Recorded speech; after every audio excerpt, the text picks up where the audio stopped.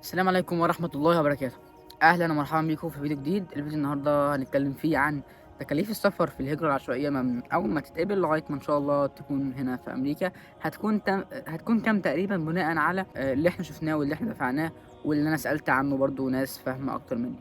أنا جمعت المعلومات وأنت كل اللي عليك إنك تسمع المعلومة وتعمل لايك وسبسكرايب، ويلا بينا نبدأ واحدة واحدة مع بعض.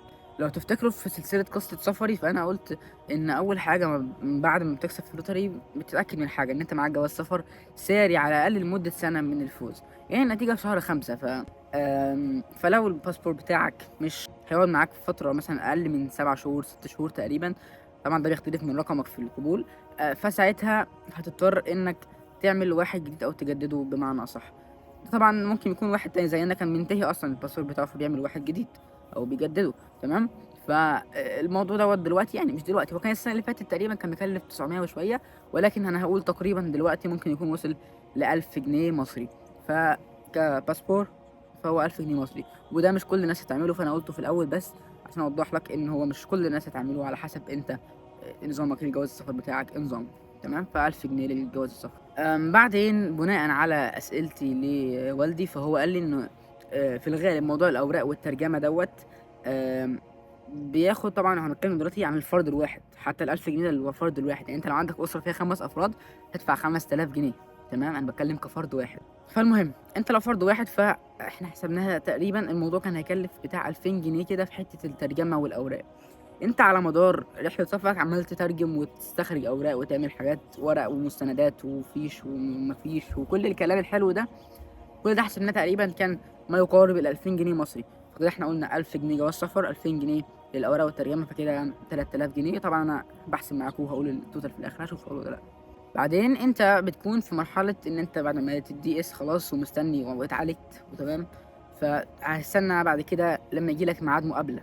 وبرضه لو مش فاهم اللي انا بتكلم فيه والتفاصيل دي ممكن تدخل على سلسله قصه سفري، هتلاقيها موجوده على القناه كده في قائمه التشغيل لوحدها، شوفها هتفهم انا بتكلم عن ايه اكتر. فالمهم انت بعد كده بتعرف ميعاد مقابلتك عشان تقدر على الاساس كده تحجز حاجه اسمها الكشف الطبي اللي اتكلمنا عنها برضه. الكشف الطبي ده لازم تعمله، ولكن الكشف الطبي بيختلف عن اي حاجه في التكاليف لان هو ليه كده حسبه معينه اللي احنا عارفينه يعني من المستشفى اللي احنا رحناها في مصر. فانا معايا ورقه انا كاتب فيها الحسابات عشان ما انساهاش، فهبص واقول لكم طبعا. لو انت طبعا انا هتكلم بقى سواء بقى انت اسره او لوحدك، انت بشوف اعمار اللي معاكي. لو الشخص اقل من 15 سنه بيبقى ب 1100 جنيه. لو الشخص من 15 ل 18 سنة فبتبقى 1800 جنيه مصري. لو من 18 ل 25 سنة، وبالمناسبة دول أكتر متابعيني في السن ده، فبتبقى التكلفة 2700 جنيه للفرد. لو أنت من 25 سنة ل 45 سنة فبتبقى التكلفة تقريبا يعني 2200 جنيه. لو أنت فوق ال 45 سنة فبتبقى التكلفة 1800 جنيه. وبالمناسبة العمر بيتحسب باليوم الواحد، يعني أنا عن نفسي كان المفروض إن احنا الكشف الطبي كان يوم 30 إبريل وأنا عيد ميلادي 26 إبريل، فمتخيل فرق 4 أيام خلوني ادفع زياده حوالي 700 جنيه تقريبا. كنت كملت 15 سنه يعني برضو ما تفكرش ان هم يعدوا يوم او كده. وبالمناسبه دي كانت اسعار السنه اللي فاتت. السنه دي ممكن الموضوع يكون غالي شويه. انا ما اعرفش بصراحه. هل السنه دي غليت ولا لا، بس عامه لو غليت مش تغلى قوي يعني. احنا كده قلنا 3000 جنيه في الاول. هنفترض ان الفرد اللي هو هيروح اللوتري ده ان شاء الله سنه من 18 ل 25. طبعا انا قلت الاسعار، فانت لو عايز تشوف سنك فترجع تاني. فمن 18 ل 25 احنا قلنا كان 2700 جنيه صحيح؟ كان 2700 جنيه وممكن يكون وصل 3000 الله اعلم. المهم فاحنا كده هنزود 2700 جنيه على ال 3000 اللي كانوا عندنا في الاول، فزودوهم انتوا بقى، انا مش هحسب بصراحه، انا مش عارف يعني اللي يقدر يحسب يعني. طيب احنا دلوقتي انتقلنا لمرحله المقابله، والمقابله بالمناسبه سعرها ثابت لكل الاعمار وهو 330 دولار، يعني تقريبا بالمصري 18000 جنيه مصري، غير قابلين ان انت ترجعهم لو انت لا قدر الله ما اتقبلتش. فاحنا هنزود 18000 جنيه على المبلغ اللي كان عندنا قبل كده. طبعا انا هحسب في الاخر وهحاول احسب في الاخر، بس انا مش فاكر حقيقي. بعد كده ان شاء الله بتنتقل في حاله القبول انك حاجه اسمها الجرين كارد، ودي ليها تكاليف خاصه ممكن تدفعها في مصر وممكن تدفعها بعد ما تيجي. احنا عن نفسنا دفعناها واحنا في مصر، فدي سعرها تقريبا للفرد الواحد 13000 جنيه مصري. بعدين بننتقل لمرحله الطيران. الطيران حقيقي انا مش عارف اديله سعر ايه، بس احنا ممكن، انا سالت شات جي بي تي يعني اصل بتختلف مثلا انت رايح ولايه ايه، رايح على انهي شركه طيران، فاهمين الترانزيت قد ايه، الوجبات، الكلام ده كله بيختلف طبعا من شركه لشركه ومن مكان لمكان. فانا عن نفسي سالت شات جي بي تي لان انا ما اقدرش اديكم معلومه فيها، فقال لي ان المتوسط تقريبا حوالي $700 للتذكرة.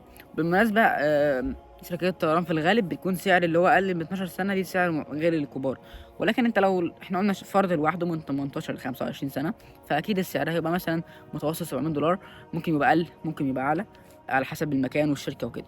وال$700 دول حسبناهم بالمصري تقريبا 38,000 جنيه مصري. فما تتخطش من الرقم، في اسعار اقل شويه، انت لو دورت هتلاقي اقل شويه، انا بقول لك يعني المتوسط اللي ChatGPT قاله لي.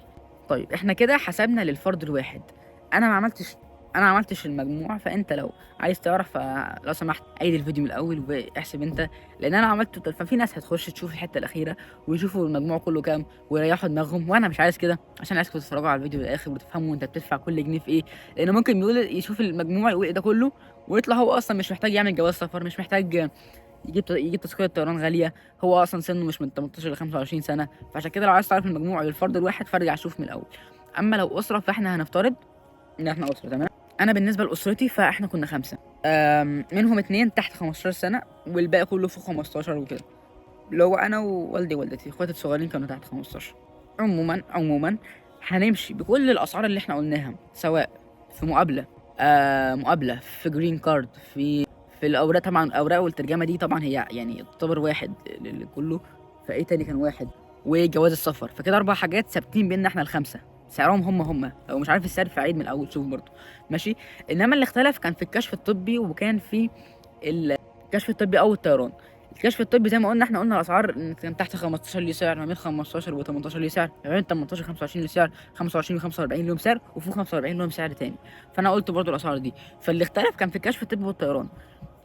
فعشان كده ما بحبش ان انا اقول في الاخر المجموع، لان في ناس طبعا، انا ما عنديش مشكله انك تريح دماغك، بس لو ريحت دماغك في فيديو زي دوت فانت كده ممكن تتفاجئ وتلغي الاشتراك وتقول يا عم انت ايه ده كله وكده. فعشان كده انا بنصحك تشوف الفيديو كامل وتحسب انت الحسبه على اساسك انت. اصل انت ممكن تكون سنك من 25 ل 45، فتقوم جاي تحسب على اساس عمرك انت في الكشف الطبي وفي الطيران مثلا، وفي الشركه اللي انت هتروح فيها مثلا الشركه القطريه اللي احسن شركه في العالم مثلا.